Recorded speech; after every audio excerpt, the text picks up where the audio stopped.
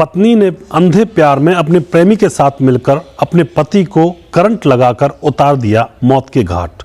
दोस्तों, आखिर ऐसा क्या हुआ था जो एक पत्नी ने ऐसा कृत्य किया?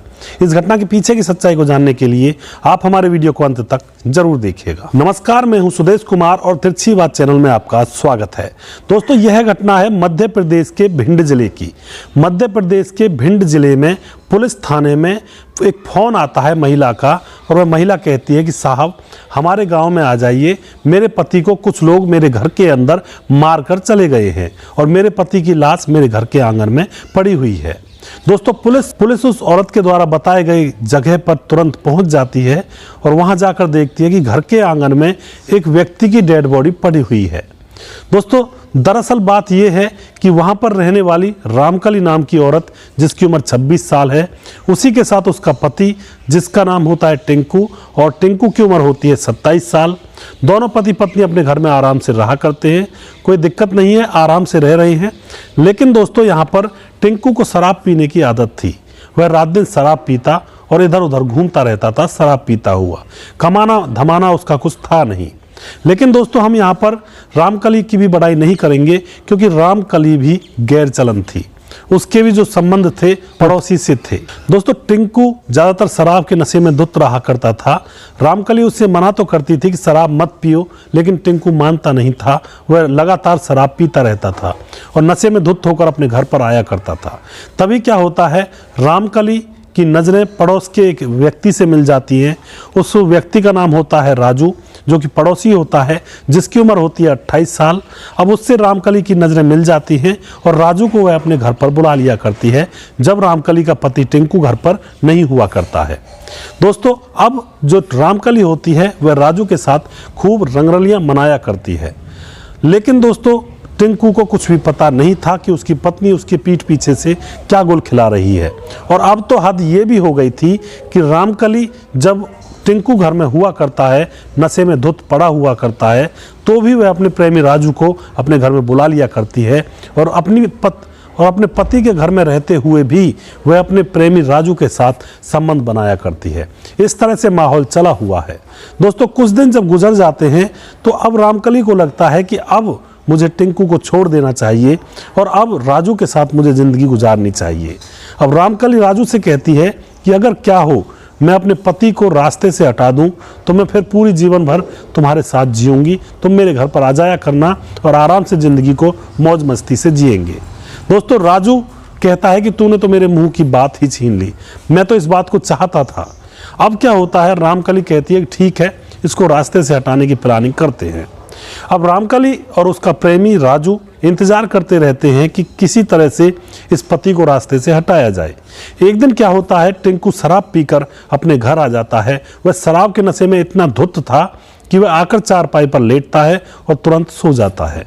और वह रामकली उससे खाने के लिए कहती है तो वह खाने से भी मना कर देता है, इतना शराब में नशे में धुत था।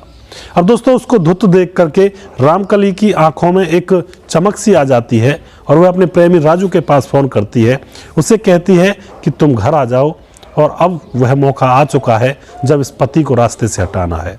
दोस्तों, राजू भी खुश हो जाता है और अब राजू गांव के ही एक बदमाश, जिसका नाम रूपा होता है, उसको बुलाता है, उसको सारी घटना बताता है और रूपा को अपने साथ लेकर राजू के घर पर पहुंच जाता है।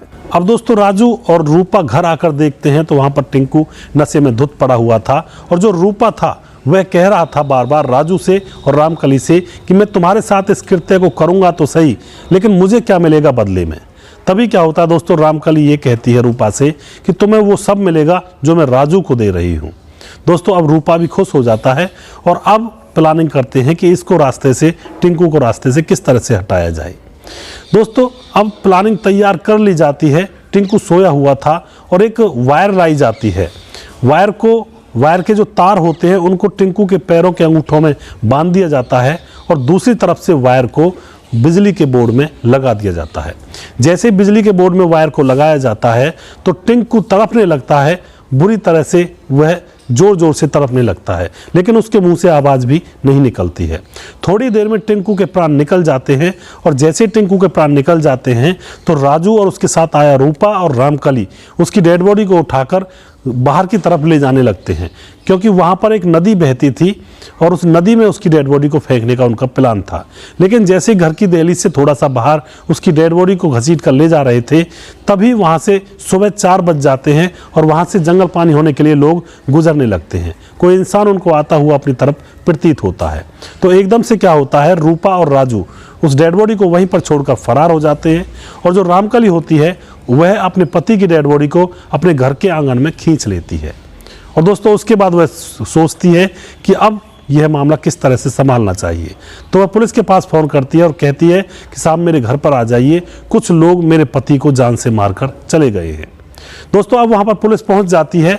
पुलिस मामले को छानबीन में लेती है, इधर उधर पूछताछ भी करती है, लेकिन पुलिस को कोई ऐसा क्लू नहीं मिलता है कि इस घर के अंदर चोर डकैत आए होंगे और इसके पति को मारा होगा तो और लोगों को आवाज़ नहीं सुनी होगी, क्योंकि पुलिस ने पूछ कर देख लिया था आस पड़ोसियों से कि क्या तुम्हें रात को कोई आवाज़ सुनी थी, लेकिन किसी भी आस पड़ोसी को कोई आवाज़ सुनने की बात नहीं सुनाई दी थी।